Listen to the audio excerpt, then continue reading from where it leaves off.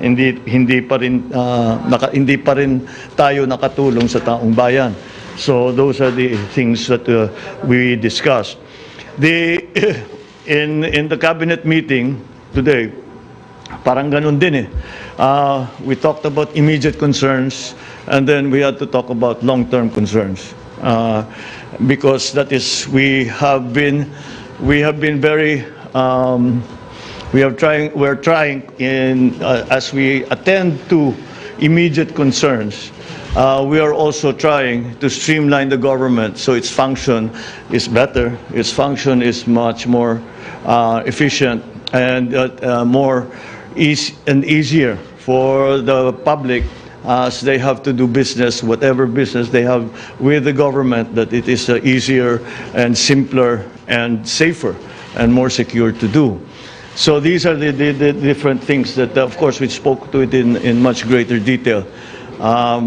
And I think we will, as I said, I think that I want to make sure that every department, every agency has already the plan in mind para coordinated naman ng ating cabinet, the secretaries with each other. So that's the general gist of yesterday's my attendance yesterday in the Department of Agriculture and the cabinet meeting that we had earlier today. So I think I will now open the floor to a few questions.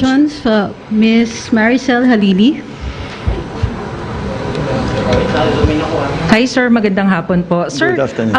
May we know kung ano po yung most important marching order ninyo to all the cabinet secretaries following the first cabinet meeting earlier? Oh, you can. I don't think we can say one. I think essentially is we got into much more detail, so there are no generalizations anymore. Kasi we've been talking anyway for 2 months. Matagal na namin pinag-usapan yung mga general concepts and general principles. So ang pinag-uusapan talaga namin is already what we are going to do, when we are going to do it, how we are going to do it, etc., etc., etc. So each department has got very different instructions. The only thing that we have to that it looks like is how that we have to realize how interconnected all the government is. That everything that's done on one hand affects the government in another place. Sometimes not to its advantage, so we have to be careful about doing all of that properly. So there isn't one single one. I suppose if there's one single one is let's get our bureaucracy streamlined. I gave them. I said I will not. I give you a relatively free hand in deciding who you want to hire and how you want to change the structure of your department, if indeed that's what you want to do, but do it soon, because we have work to do and we have to get to work immediately. I think there are some easy, not naman easy, but there are some things that are immediately accessible in the sense that we can start doing something about it already. The first thing that is an example of that was in Daisara's announcement that we have a plan for full face-to-face by November of this year. September we will start a phased face-to-face schooling. And that face-to-face will end up in early November as already 100% attendance ng mga bata. Kasama dyan, we have to talk about also vaccination, etc., etc., because there are going to be some issues that will be raised. So, as usual, I guess if I'm going to single out one instruction, that quickly, let's get this done quickly.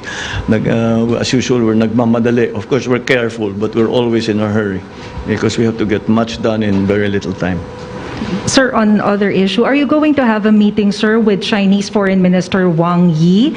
And if you're going to meet with him, what will be the agenda? What will be the talking points, sir? Well, the usual agenda will have, yes, I will meet with him, and the agenda, I am sure, will be to strengthen ties between China and the Philippines, and of course, to find ways to work to resolve the conflicts that we have. And one of the ways that I have consistently suggested is that we have our relationship not only on one dimension, yun lang West Philippine Sea. Let's add to that. Let's have the cultural exchanges, educational exchanges, even military, if that will be useful. Of course, the GTG has always been there. The private sector joint ventures have also been there. But I think that the more we do of that, the more it will help resolve the issues. I will also mention that it's an important player, an important actor in all of this in the region, in terms of the regional geopolitics, will be ASEAN and even APEC, because they have an interest. They are stakeholders in this. So I think we can say that we need for those. For ASEAN, especially to be active for their member countries. So it's essentially always trying to find ways to improve relationships, and we have many proposals to them, in the sense that, as I said, we would like for us to increase the scope. Wag lang yung West Philippines yung pinag-uusapan ng China at saka Pilipinas. Let's do other things too. And that way it will normalize our relationship. Sir, sorry, last na lang po on my part. When will be the meeting, sir? When will be? The meeting. I'm not sure. When is he scheduled to... Wala pang schedule yata eh. Okay. Thank you, sir. Thank you. Let's keep it down to one question each para makarami tayo. Mr. Neil Mercado, Inquirer.net. If you're not here, the question was, inflation rate soared to 6.1%, the highest since October 2018. Does the President have any concrete plan to address this? Paano matutulungan ng mga Pilipino umaaray na sa taas ng presyo ng bilihin? Yes, of course, the inflation rate is a problem, not only in the Philippines, but everywhere. Our inflation rate, anong quinote na inflation rate? Right now, What did the... 6.1. 6.1? Yes. I think that I will have to disagree with that number. We are not that high. We have crossed our targets were less 4% or less. Unfortunately, it looks like we may cross that threshold. Tatawid tayo sa 4%. That's why again we have to think about interest rate levels. But there is a conflicting force in that exchange rate levels. The United States, the dollar, has gained against all currencies. So the dollar has gained against all currencies. The specific effect is that it actually will start to be part of it will be part of the components of the inflation. So we are having to be careful, because essentially our economic policy right now, our monetary policy right now is essentially to use interest rates to control the inflation rate. We are not looking specifically to the exchange rates now. What we are talking about, what we are targeting is the inflation rate. So that's what we are doing. The increase in commodity prices are again something that happens, that the forces that have pushed the commodity prices up are again beyond our control. Much of our inflation is actually imported inflation. It is imported because it is the inflation on the products that have suffered inflation that we import. So sumama na yung inflation nila doon sa atin.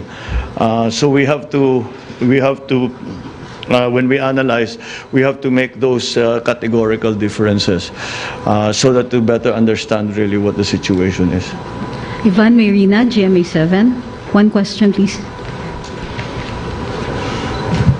Mr. President, what support can the transport sector expect from the administration? Do we expect more or continued fuel subsidy? At gayon din po sa mga pasahero, what can they expect? Patuloy pa rin po ba yung libreng sakay at i-expand po ba ito? Thank you. Okay, good. I'm glad you asked.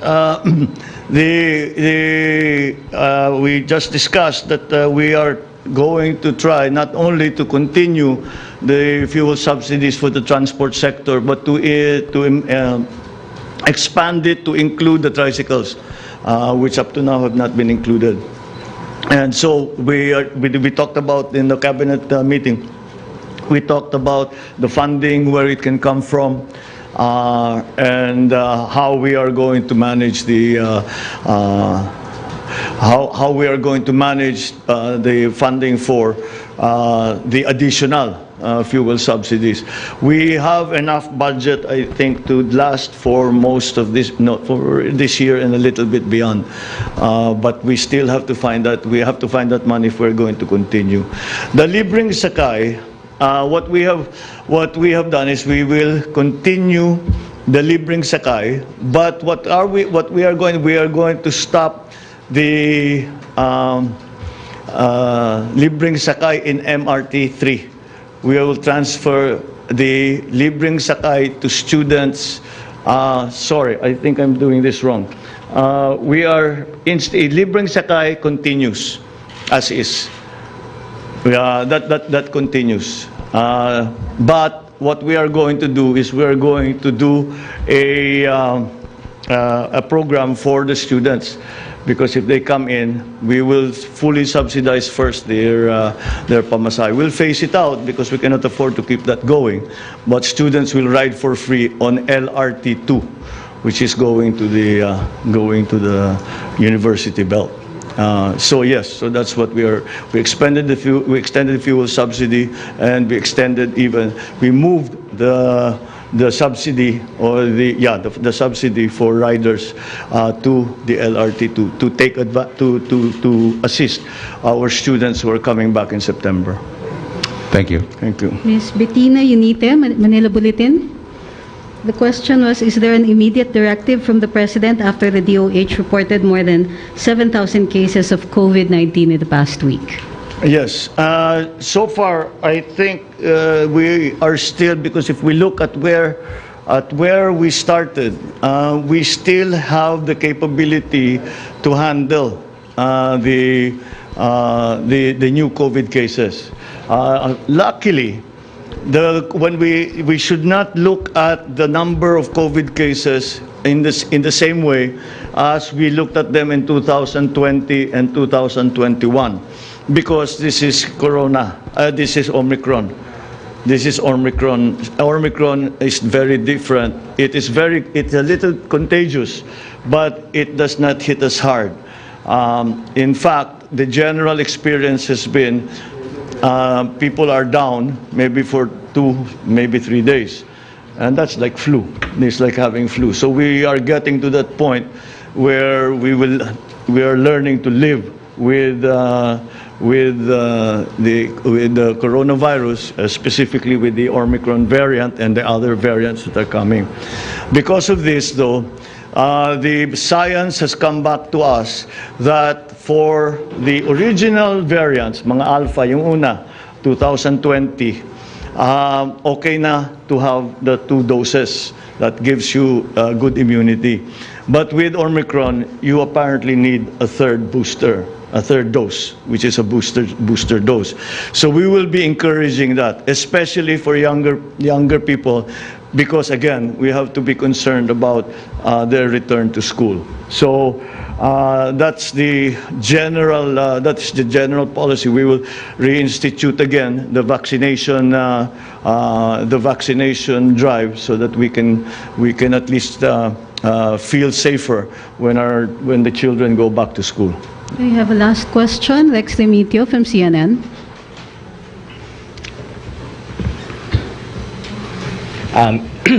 Mr. President, magandang hapon. Good afternoon. Okay, let's go to Agri, no? And To? agriculture. Yes. So, I understand that your desire is to lower prices of food, right? So, are you inclined to approve additional import volumes for rice, chicken, sugar, to bring down prices? And if you have any volume, indicative volume that you're looking at? It has been used, importation has been used as a price stabilization measure. I don't think that is the primary reason for the importation that we'll do now. As a matter of fact,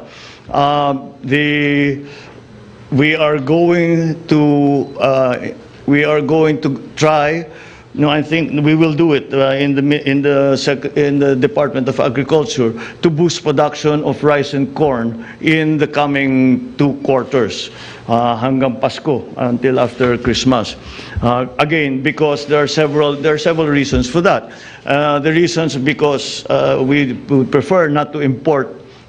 We would prefer to import as little as possible. So we should increase our own production of rice and corn. Corn especially became very important because the feed wheat that we were importing, na-cut off ang supply natin. So we have to substitute it with corn.